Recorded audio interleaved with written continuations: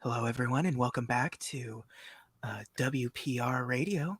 This Compendium Life. I am your host, as always, John, and over there, my companion on the weekly companion, Nicholas. Nicholas, how are you doing today?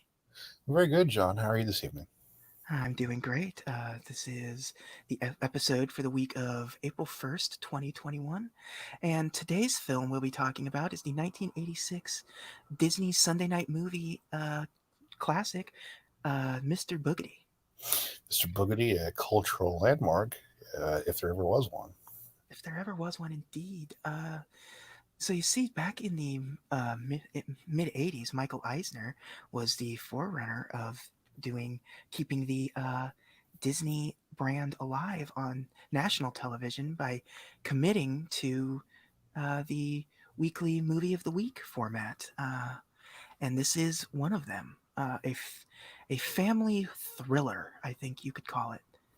Um, Absolutely, and you would look back and say like this is a catalyst for turning around the ship as far as the Walt Disney Corporation goes. Absolutely, absolutely. An absolutely star-studded cast for Mr. Boogedy from top to bottom. First and foremost, you have a two-time president of the Screen Actors Guild, Richard. I do believe his name is Masur. It's Masur. I've never heard it actually pronounced, but And Richard Masur certainly massaged this role. fantastic.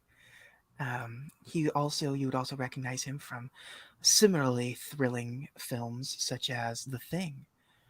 Yes, another classic, and of course, most notably from the film My Girl and My Girl Too. Absolutely, absolutely. Also, you have in this film you have David Faustino. Yes, Uh, the titular Bud Bundy. yes, he would go on to bigger and some would say better. I don't know if that's necessarily true, but yes, married with children, he was the son Bud Bundy. Uh, It's hard to go anywhere from to go any farther upward. and exactly a Disney Sunday night movie to a weekly syndicated television program. So At best, mostly a lateral move. Honestly, if you're going to ask me. if you, I Um, mean, if you think about it, it's 1986. It's a 45-minute made for TV movie on a random Sunday night. Where do you go from there? exactly, exactly. The youngest son in this movie is Benjamin Gregory, who would also go on to find great success in another television series, Alf. Alf is a shortened version of Alien Life Form. The main star, Gordon Shumway, was a pop culture icon for many years. I believe he came from the planet. He came from the fictional planet of Melmac, and Correct, correct. and his partner was named Rhonda. Exactly, exactly. Also, the oldest child in the movie, the daughter, played by one Christy Swanson. Christy Swanson, the original Buffy the Vampire Slayer for you Josh Whedon fans out there.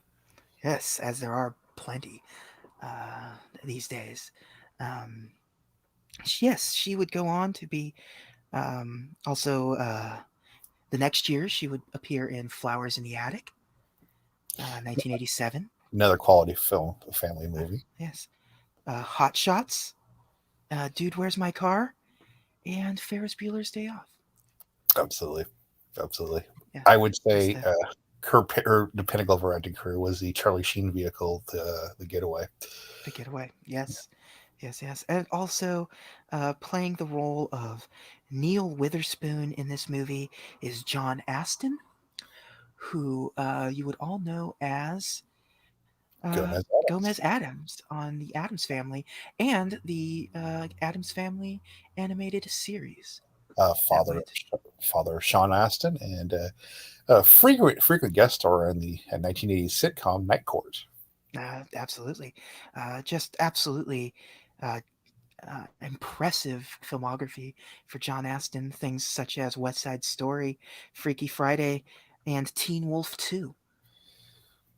Teen S- Wolf 2, the reboot of the Michael J. Fox film, Teen Wolf. Absolutely. Yes, and as you mentioned, he is the father of Sean Astin, who some would recognize him as Samwise from the Lord of the Rings, but to me, in my heart, he will always be Rudy. He'll always be Rudy. I like to think of him as Brace's kid from the Goonies. And he is also, I think we can both agree, our favorite of the teenaged mutant Ninja Turtles. He was Raphael in the Yes, the 2012 revival of Teenaged Mutant Ninja Turtles. Raphael's finest of all four Ninja Turtles. Absolutely, absolutely. And he does appear in the third season of Stranger Things, which is a homage to many of the great uh, horror and sci-fi films of the 80s.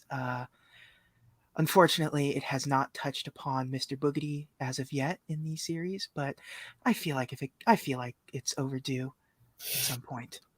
John, do you feel like there was a missed opportunity by Ryan Murphy in American Horror Story 1984 not to touch on Mr. Boogedy?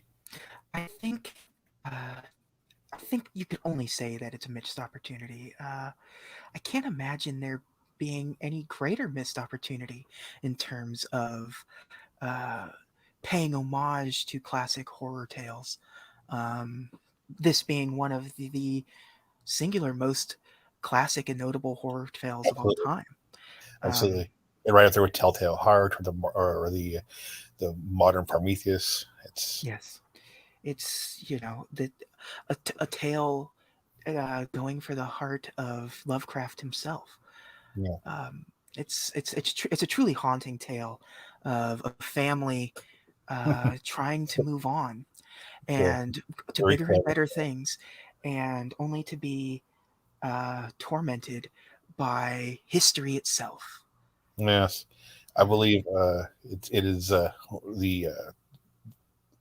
I believe Lin Manuel Miranda wrote it best. History has its eyes on you, and this movie certainly ties into that.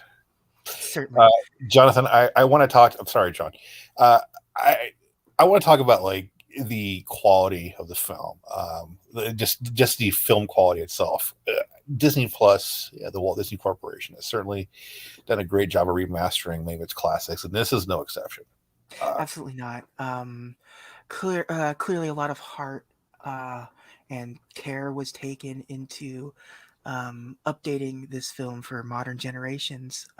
Absolutely, For a significant amount of time, it wasn't particularly readily available for your average consumer. There were DVD copies, but it wasn't much different than a VHS tape that you would have gotten, or you would have recorded off of your television, because you absolutely would have recorded this as it aired in 1986. hmm Um, and I will say I am disappointed that they did not include the original introduction of the the film. especially it takes me back. You're talking, of course, about the then president of the Walt Disney Corporation, Mr. Michael Eisner, Mr. who Michael gave such Eisner, an yes. articulate and well, even-handed introduction to this film. Yes. That's and it seems like it's an oversight that it's not Yes. included. His introduction also helped bring a level of levity that was needed before going into the film. Because it also featured very much of the same practical effects that are featured in the film. Several moments of like uh, beautiful use of lighting and a wire work. It's absolutely fantastic Practical introduction. effects, yes. Yes. Uh, I was the character Mr. Boogedy himself. I recall an interview with Tom Savini where he like bemoaned the fact that he wasn't asked to work on this film, and he said it's one of the regrets in his career. Yeah, and I could understand why you would look back on this and be so disappointed in not being involved in something like this, a program like this, because he would, other horror classics such as Friday the 13th were really, really climbing the charts in American pop culture at the time. Um, Yeah, with yet weren't really anywhere near the level of budget or uh, or even like the quality of practical effects yeah. as Mr. Boogedy was representing on the screen here.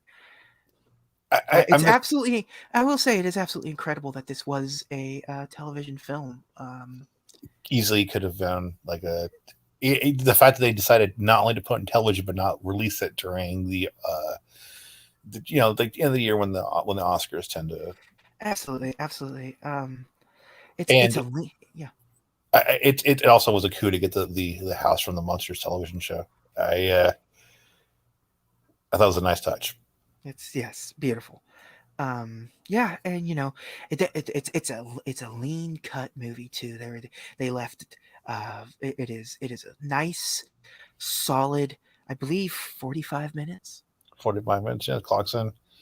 It, And no time lost, no wasted screen space, uh no pointless dialogue. It's all everyone's blood, sweat, and tears is there on the screen, and it's compressed into an absolutely nonstop thrill ride, I would say. yeah, it's a film that I feel respects the viewer's time, and I Exactly. appreciate that. Yes. For those that don't know, the plot of the film is that of a family moving to New England. They are a family. The father uh, is a I they don't really he doesn't own the gag company. He is a salesman for the gag company, I do believe.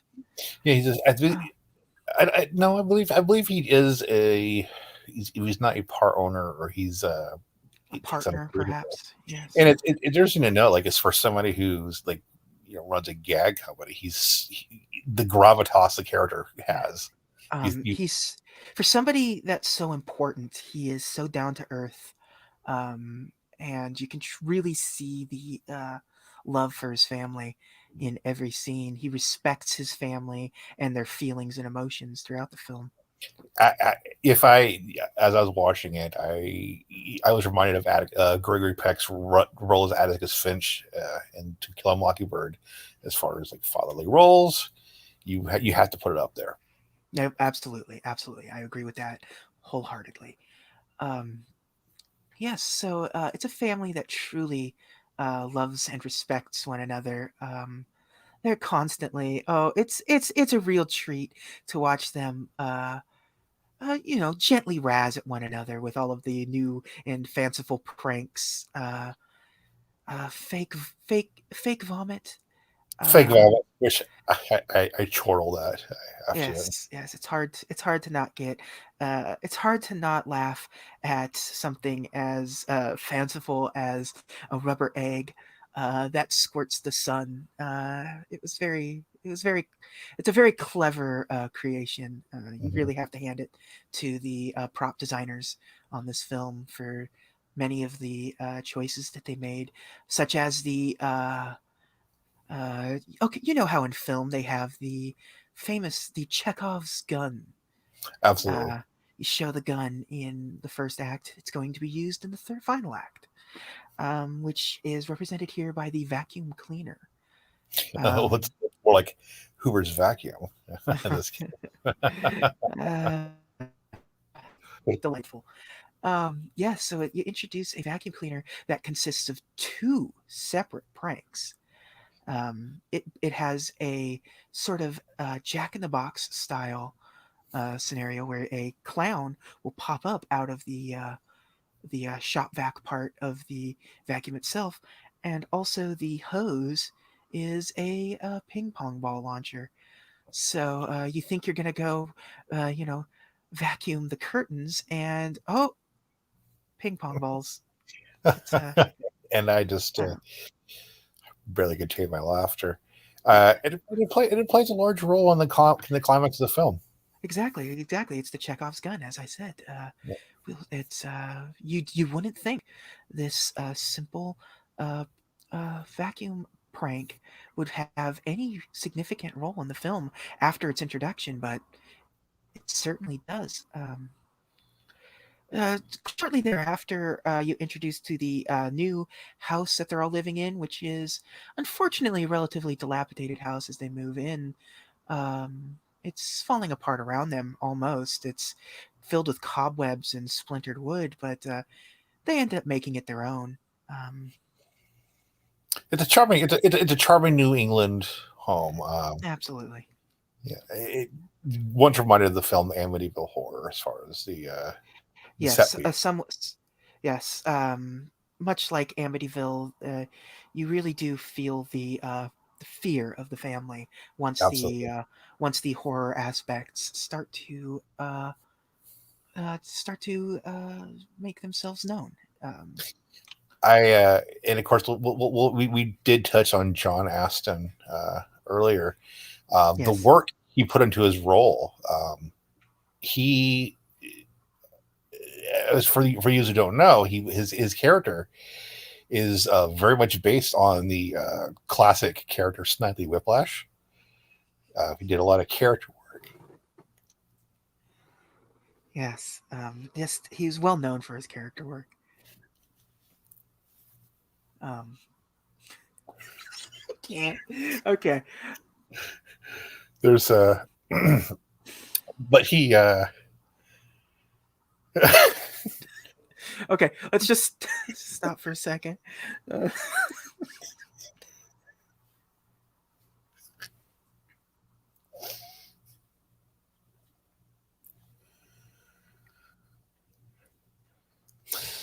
and so he he really he really wanted the role. He petitioned for it, and so prior to you the can film, you can understand why he was so yeah, adamant on taking this absolutely, particular role. and he studied hours of footage of Snidely Whiplash. Yes. Um, it's a little bit of Styley Whiplash, and it's got a little bit of Father Marin from The Exorcist, Absolutely, which there is a funny story that goes with the Father Marin connection to this movie. Was So when this movie was originally being pitched, it was being pitched as a parody film.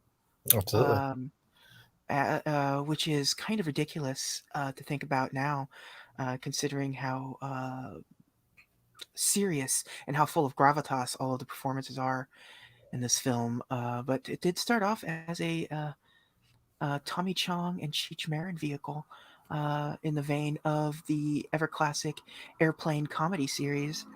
Um, but it was being pitched to Columbia, and there was a character in it that was by Max von Sydow that was going to be playing a parody of Father Marin, and it upset the studio head at the time because that was a character his father played in The Exorcist.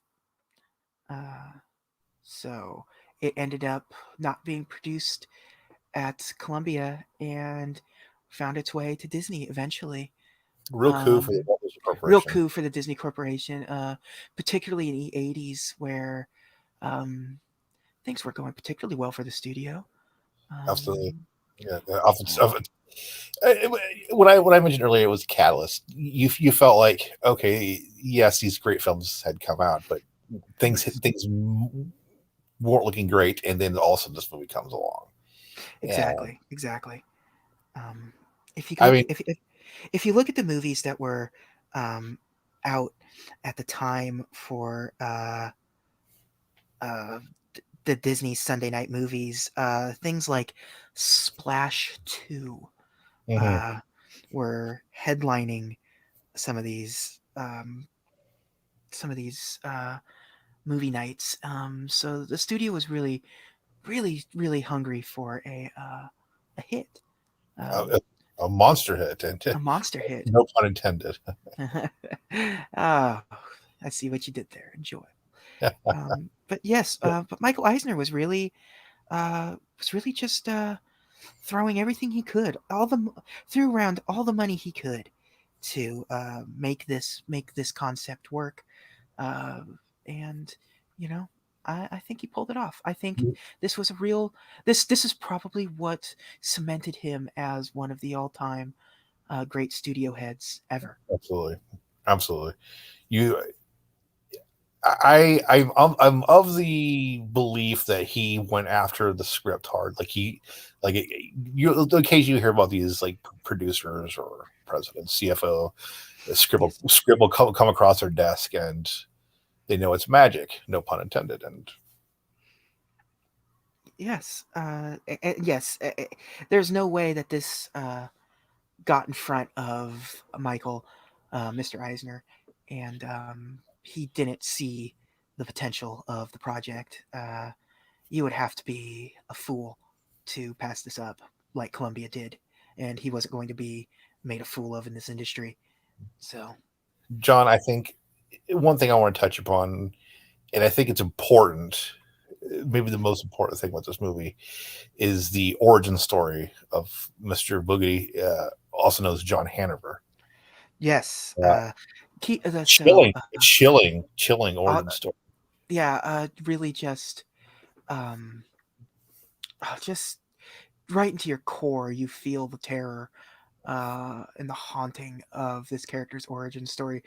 He's a colonial era ghost, and how about uh, how about you tell our guests the backstory for Mr. Boogedy? To set the scene, and first I want to touch upon like the set pieces during this flashback scene.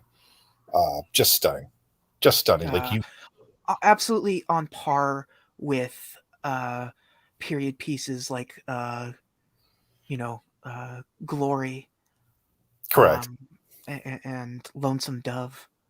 Yeah, I was reminded a lot of the film The Last Mohicans, like the set Last, pieces. yes, absolutely, Last of the Mohicans. Yes. Another fine actor, Daniel Day Lewis, not to be Mhm. confused with John Assen. The story goes as the children, um, the children of that John mentioned earlier, they go to investigate the mystery of the house because they believe it might be maybe some paranormal activity taking place. Some spooky things have been happening. The Yeah, child's they've been hearing sounds. There's been strange glowing. There is a teddy bear was stolen, which is just a heartbreaking moment of the film. you felt the pain of the child. You felt the pain of the child. He really, uh, it was a tour de force performance from the child over the missing bear, and there were mysterious footprints walking up the walls. The horror on the father's face when he found the footprints.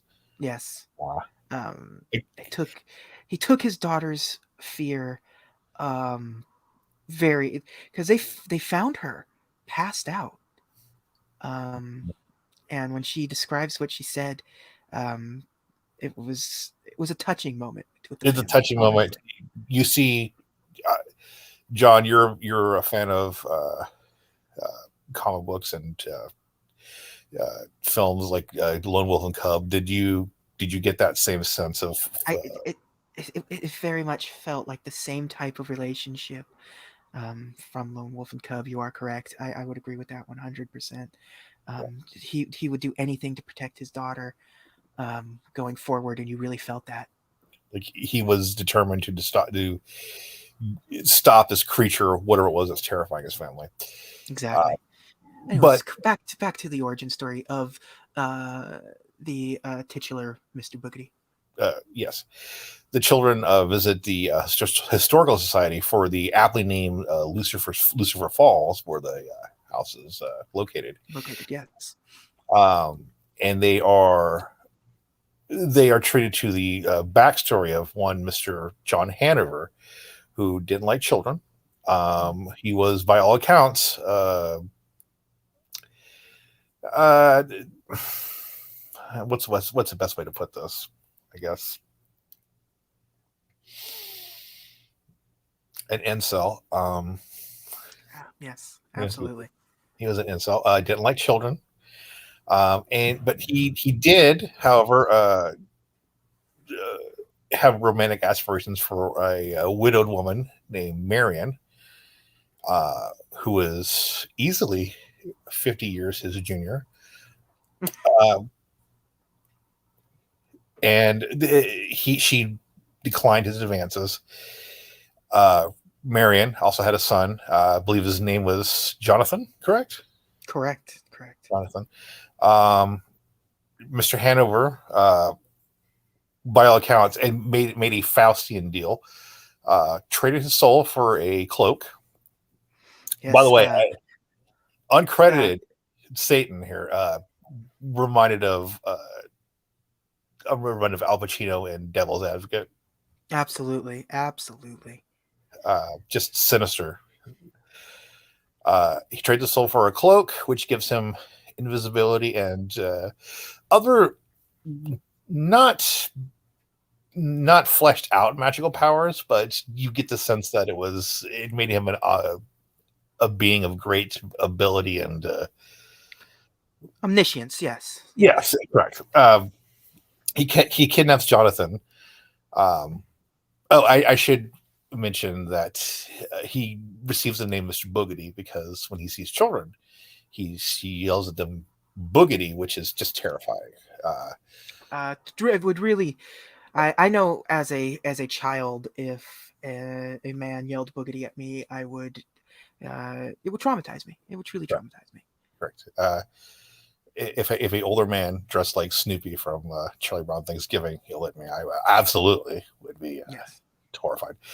Uh, Mr. Boogedy, John Hanover, some incident takes place at his home after he's kidnapped Jonathan and creates an explosion, and he and Jonathan and Marion all perish, but they're trapped in some sort of ethereal limbo. Would that be a good way of describing it? I would say so. It was, it's this the tragedy of and the magic combined that created this explosion to happen definitely trapped them into yes a sort of limbo universe, isolated, mostly directly on this property, not necessarily in the house, because Correct. the mother is unable to enter the house. I Um, believe any home that was built on the property was cursed. Correct, Correct. correct. So Mr. Boogedy's powers all uh, come from this cloak. Later Terrifying on, quote, by the way. yes. Oh, absolutely haunting. Um, Darth Sidious levels of terror from this cloak. Um, and eventually, the mother is visited by the mother ghost. The Uh, mother who also supportive of her children and yes, immediately alarmed by their recounting of disturbances in the home. yes. Uh, The family members all interact with the ghosts independently. The children interact with the child ghost Jonathan, who was the one that stole the teddy bear earlier. correct. In a touching moment between him and the younger son, R.E. as he is in the book, or in the film. And the mother meets the mother ghost at her front door, Correct. After where I yes, believe she goes downstairs for a 5 to 2 to devour 5 pounds of charcuterie.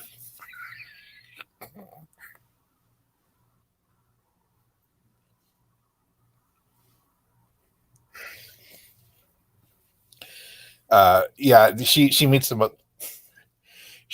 ghosts after. okay. Sorry.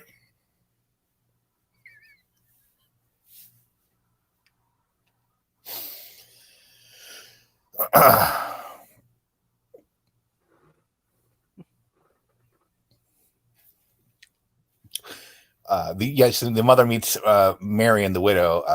She goes downstairs for a light snack of 5 pounds of charcuterie. Okay. think you're gonna have to give up on the charcuterie goof. Uh, Right? Why was she eating all that? uh, Why was she eating all? Uh, Here, okay, all okay. right, all right, all right, I got it. You got it. Okay, let's just a couple of seconds of so I can get a small baseline here.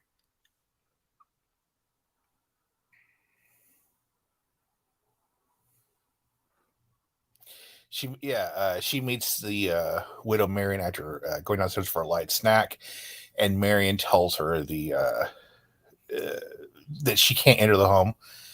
Um, I did find it touching the way Yes, that she reacted to the widow Marion, inviting this ethereal spirit into her home that she had just yes. met. Without any sort of hesitation, just Right, more than willing to bring this clearly hurting mother into her house.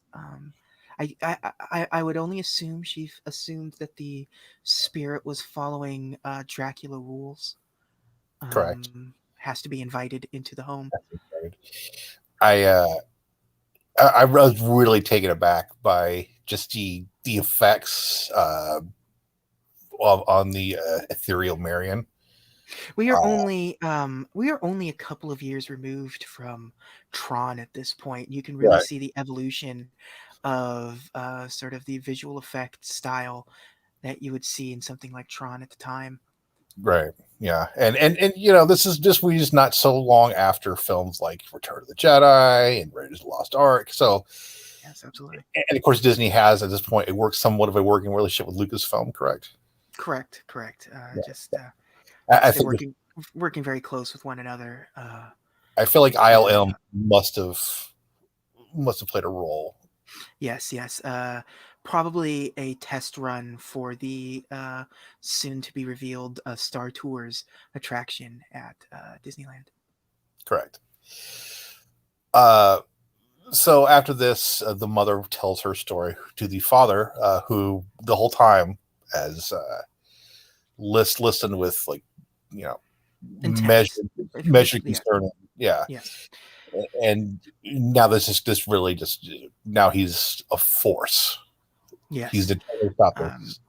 through the conversation with between the two um, mothers, we do learn that in order to break the curse Yes, and and remove the powers from Mr. Boogedy, you have to get the cloak off of him. correct. Um, and he is a spirit, so that's going to be a tricky scenario to try to accomplish to get this ghost off of, or to get this ghost to get up off of his enchanted Cloak. overcoat. So, yeah. Yes, uh, the cloak. I I was taken aback when at this point Boogity does show up. Uh, Yes. I do the scene where the family is searching for their two sons is heartbreaking. It It's yes. it's you feel their Yeah. pain. You've it's just it's you It's a just reminder of can't. DiCaprio's reaction in The Revenant once upon losing his son. I was Absolutely, reminded of that absolutely. immediately. Yeah, Yes. It's just you feel it. You feel it so deep in your chest when the kids go missing. Um, it's I hard mean, to is it it's sort of hard to focus for a little bit in the film, can honestly. can you name? I mean, off the top of your head, like film television has its classic mother and father, screen roles, but can you think of a more genuine, caring, fictional family like parental parents? I mean, the only family that probably even gets remotely close to the care, love, and appreciation they have for one another would be the Simpson family, Correct. for sure. But even then, it's a distant second place to this particular family. Correct. Yeah.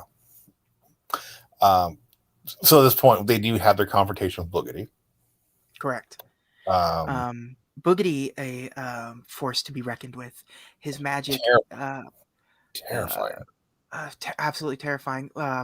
You can really see the influence this film has on future Disney property of Avengers Endgame and the Infinity War.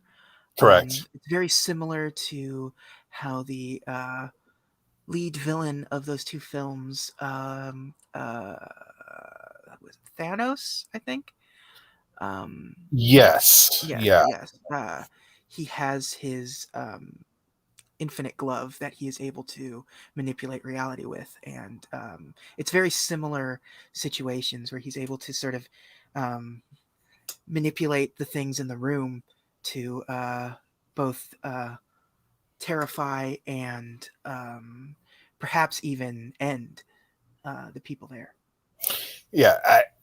You're familiar with the Walt Disney film Doctor Strange, correct? Sorry, it's a Correct. Marvel Studios film under the Walt Disney banner. Yes. In that film, Benedict Cumberbatch plays a character named Doctor Strange, where he has a cape, which grants him, which he has certain abilities, but the cape grants him abilities, and you have to think like the roots of that. Yes. Absolutely. Absolutely. I see. I wasn't really thinking about that, but you're right. It's incredible the sort of impact that this film had on uh, the, almost every aspect of the Disney Corporation going forward. Going forward, yeah, Yeah. it's you look at this film, you can see the roots of see the roots of it all. Yes. Absolutely. Uh, there's a scene where the father is trying to the older son now Yes. the children have are saved, Concocted a plan. Like, yes, the children by this point have been saved, and they're concocting a plan. They know correct, they have to get the cloak. right, Um, and in a terrifying moment where the the shovel from the fireplace kit starts to inflate like a bullet. like a balloon, and it starts pulling him into the heavens itself. Um, And and here's the thing, this part I had to stop the film because you are a father. I am a I father, but more than that, it is a deep seated fear of mine for any my fireplace poker to inflate, and Yeah, it's a very real fear to have. it's a real fear, and I'm glad Um, this addressed it, like yeah, had the courage to address. yeah.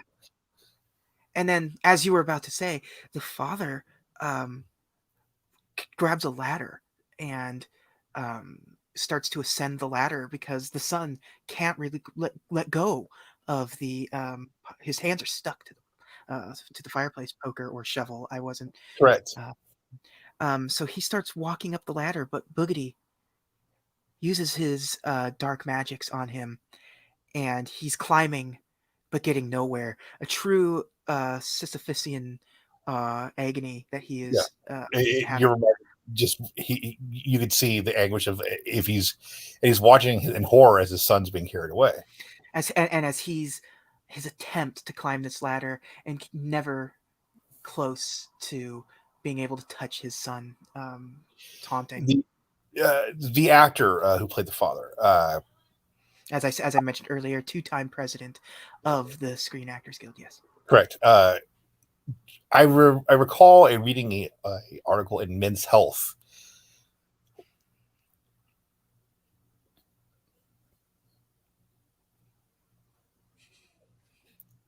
where he describes having to the the routine he had to put himself to climb that ladder as many times as he did. Uh, we've all heard the stories about characters like Hugh Jackman having to go on a special diet for his role as Wolverine. Yes. The rigors of the Chris Hemsworth put himself to play the character of Thor. Chris Jason Pratt. Momoa, Chris Pratt, Jason Momoa as his role is called Drago, and it shows. Absolutely. Uh, Ladders are no laughing matter, and climbing up them takes sort of an immeasurable core strength. Yeah, So I could only imagine the once he accepted this role, the sort of the mental place he had to put himself in Right. to Yeah. prepare for this pivotal scene of the Evidently, film. he did he did train with the United States Marine Corps for 6 months. It shows. It shows. It shows.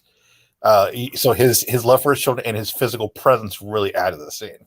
Absolutely, absolutely. It's just an absolutely, I don't want to say intimidating, but intimidating No, presence in the film. Yeah. and it's clear. You could tell by the physical presence. That's why his wife's so smitten with him. Yeah, absolutely. It's he's just he's a very attractive man.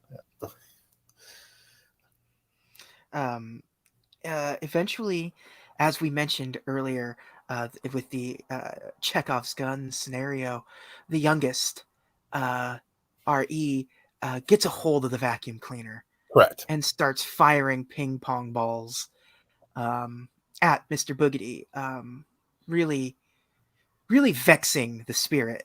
Yes. Um, at which point he uses his ancient arcane crafts to uh, turn the vacuum back into a normal vacuum, which at this point it was not. It was modified to be a blower as opposed to a vacuum. Correct. But it turns it back into a vacuum and has it, and gives it, um, and animates it, gives it a soul, gives it life, as it chases after, Yeah. yes, human human sentience, which is in and among itself a terrifying concept. I'm Um, reminded of the uh, I'm reminded of the uh, 1980s PSA featuring Bugs Bunny, where the frying pan has a voice, and yes, yeah, yes, and yes. he's Oh, telling you how hot it is. yeah, It's the same. It's the same level of like yes, inanimate objects getting sentience yes, and um, horrifying you. yes. It's haunting. So it chases him around the living room, pulling in, um, you know, curtains and towels and whatever is in the room. Um, You feel the Seemingly, child's life. yes, You know it's a uh, movie. yes, but it doesn't. You feel that the child is in true danger. Is yes. Um, um, uh, I actually had to look up afterwards to make sure that the child was never in any true peril, because around the same time this movie was made, the Michael Cimino film Heaven's Gate was, um, and it's sort of like, it had come out, and that film was well known for being, relatively hazardous. Multiple horses died on the set of that film, and you're gun shy when it comes to these kinds of things these days. And it really what gives you pause is you think about like a year later, the Twilight Zone, the film came out, which Yes, two child actors perish on set, yes, and things like this kind of give you pause. You're like, oh, okay, well, yes. Where a young actor lost his life far too soon, yeah. um, and really you really were hoping that for the best, for this. So that movie came out in 1983, Twilight Zone, and this is Twilight only Zone, oh, okay, 1986. Yeah, and this is only 1986, so it's only a few it's years 3 years between later. that. So So let me you would correct myself. hope, Maybe less yeah, than 2 years. yes, yes, you would hope that they had plenty of men on set to make sure that all of the correct protocols are being followed Right. while this scene was occurring. But then uh, he ends up outsmarting the spirit and makes the vacuum uh, transport back towards Mr. Boogedy by through chasing him. So he runs behind Mr. Boogedy, Correct. and it the hose ends up getting stuck on the cloak. Hmm. At which point, an absolutely massive struggle. You could see Boogedy really tugging, really putting all of his ethereal soul, as it were, into the actions of trying to save his cowl. And Do you remember the lawsuit involved with this scene oh, where duh, Disney sued the Nintendo Corporation. There's a video game called Luigi's Mansion where he has a Hmm. device called the Poltergeist. Is Okay. out. Um, Now, excuse me, is that a reference to the Poltergeist film series? no, Oh, it is more in reference to the paranormal the spirit of the poltergeist. okay, okay. So the concept of the Poltergeist. Correct. Okay, okay, Instead of the geist, it's gust. okay. And this is who? Luigi, This is who? This is who in this? it's security in Luigi. Have you? So you've heard of the popular series Super Mario Brothers? I assume. Yes, yes. I do. I do recall that film. I do remember Okay. seeing that The in the role, theaters. the tour de you obviously remember John Leguizamo's tour de force. Oh, absolutely, of course. Yes. There is a video game adaptation of that, Okay. uh, and That then seems silly, but okay. which spawned several spin-offs and sequels. And in one of Okay. those films, or one of those spin-offs was the character, I believe voiced by John Leguizamo, Okay. Luigi. He uses a vacuum to trap ghosts, which you think about it, you're like, I'm not trying to say Nintendo wasn't wrong, but if you look at it on the surface, It's it's uh, just con- conceptually, this I could see Disney Corporation's uh, ability. I could see how they would sue for that. correct. That makes a lot of sense. Yeah. It's just as an outsider looking in, hearing about this, that they really almost sound I, I quite encourage our silly. viewers to do your own due diligence and do the research, but Okay. Yes. Yes. Absolutely. please continue. Um, I'm sorry. uh, no. So yeah. So he's trapped, and irresistible force meets the immovable object of Mr. Boogedy and the cloak. Um, the cloak in the vacuum.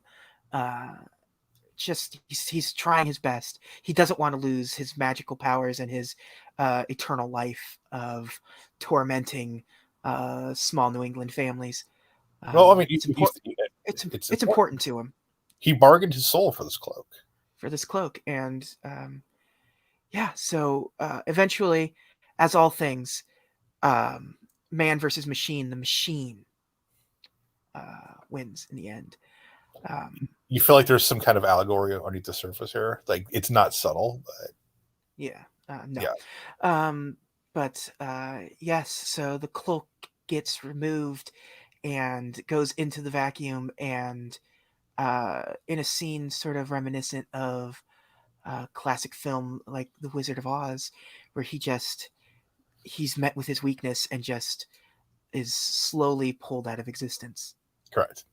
Yes, and the family is one, and they celebrate uh, their victory as the spirits of the mother and the son are reunited. Once again, just just you have to think like what the risk is he took, like the money spent on this scene. Yeah. Because first of all, you have Boogedy, you Hmm. know, who himself is like, you know, The prosthetics on Boogedy. Boogity Yeah, were I haven't seen. It would be decades until something comparable would yeah. show up in film again. I believe, like I was reminded of the magnificent makeup effects on one Ivan Ooze in the Power Rangers film. Absolutely, absolutely. I was immediately reminded of that. Yes. Uh, I going back to the LucasArts and Disney collaboration, it's hard not to be reminded of the opening of the Ark scene in Raiders of the Lost Ark film. Mm-hmm. When Mm-hmm. seeing the widow Marion and her son Jonathan, Mm-hmm. uh, Yes. but like, but like time has, like the advances in technology really come through here. Yes. Yes. It's a touching scene. It is. And as you were mentioning earlier, this final sort of cap off to everything, they're just throwing all of the money at the screen here. You have Mr. Boogedy, you have all of the practical effects, you have all the digital effects of the magic and the spirits, and the entire cast save for Mr. Aston appearing on the screen all at once, Correct. all in one scene. It's boy, it's you can't help but just stare at what's happening on the screen and not just feel in awe of what you're seeing. It's Y- y- you recognize that you're seeing something special happening, right, right, and like history in the making, right here. Yes. it's a benchmarking film, and you have to wonder, like, if this film be made now, like, with the Yeah. social commentary, with the special effects, could Yes. they get those same actors on screen? Yes. Yes. I don't know. I don't know. I think It's right place, right time. yeah. I think yeah. Absolutely. This movie came out absolutely at same right place, right time. Yeah. Uh, I don't think there who like what modern day actor could even pull off the father of this movie? I can't think of a single. I can't. I was racking my brain about it, thinking about Yeah, like as they say, like quote end quote fantasy casting. mhm. Um, like yeah, there was nobody I could think of. I think the only person I could think of for Mr. Boogedy, like a Gary Busey. Gary Um, Busey. yeah. Yeah, Um, I could see if he was Michael Baldwin. sure. Yeah, I could see Yeah, a really committed Harvey Keitel as Mr. yeah, Boogedy. yeah. True, true, true. Eric Roberts, probably. Eric Roberts. I mean, if you Yeah. could find, if you can get him, If yeah, I mean, like it's it's you one know, thing to say, it's "Hey, we want Eric Roberts," but it's another thing to say, "Oh, well, okay." yeah, yeah, Yeah, I mean, he's basically semi-retired, and yeah, yeah, yeah, yeah. it's a Daniel Day-Lewis situation. Exactly, Uh, exactly. uh, I don't know. I don't know. Like I said, I don't know that you can get the same cast. I don't know. You know, Yeah. it is curious. You know how we talk about high quality Disney properties every week. It's weird to just know presence in the theme parks. Well, yeah, but at the same time, it'd be the cost of it Right, would be ridiculous. I mean, it's one thing to do Star Wars at the theme right. parks. It's another thing altogether to do something Mr. Boogedy. The rumor goes that in the 80s they did want to do the Haunted Mansion redo over as a Mr. Boogedy attraction, but sort of early testing of some of the effects were deemed too horrifying, Mm, um, and they didn't think that the crowds of the Disney theme parks could handle what they were trying to yeah, accomplish. right. So You're dealing primarily with children, exactly. and you know you just have to think about, like, this is the Walt Disney Corporation in 1986. You know, they're a family friendly corporation, and to make this film, Oh yeah, yeah. it's It's I just mean so this predates the company, or maybe at around the same time. Like any other time, this would have been produced under the Touchstone or correct. Miramax Yeah, banner. they're so Yeah, but no, they put their name on this film, which really shows the confidence they had in this absolutely. being a an important film. And they knew they like I said, like They were Michael Eisner, willing to take they were willing to take the risk of family groups. because they knew what Um, this meant. They knew what this meant. yes, Yeah. yeah, Oh my goodness, and even more fascinating. I don't know if our viewers know there was a sequel. there was a sequel. So the story goes, this was originally supposed to be a television series, and this Mhm. was sort of a pilot. But well, I would assume they realized that the cost of having to maintain this high level of quality week in and week out would be Absolutely. it's prohibitive. There's no way it was going to work out in the end for them. So instead, uh, they did Bride of Boogedy, which is a sequel that brings in most of the original cast and introduces Eugene Levy as a secondary heavy in the film. correct. And So it's no coincidence that it's you know James Whale's Bride of Frankenstein was a far yes, superior sequel, and not to get too far into weeds, but yes, yes. It definitely, you can definitely.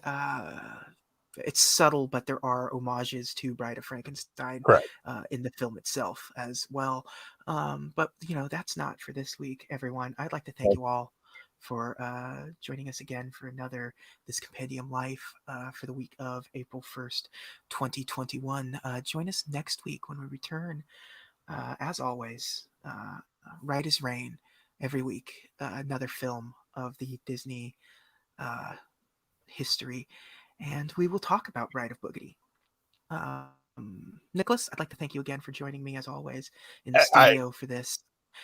It's always a highlight of my week to do work with you, and thank you so much I, again. I thank you for your time, and I want to thank you personally for having the courage to. I mean, a film that gets overlooked, but is important, Yes, and it was a pleasure talking about it with you. yes. I could only hope that in my lifetime I see it get acknowledged on any of the AFI lists as it rightfully does belong. So I think we're on the cusp of great things for this film going forward. I feel like the addition to Disney Plus, it's newer younger generations are going to discover it, and it's going to have a renewed new Yeah, popularity. yeah, absolutely, absolutely. So again, thank you everyone for joining us once again, and have a magical day.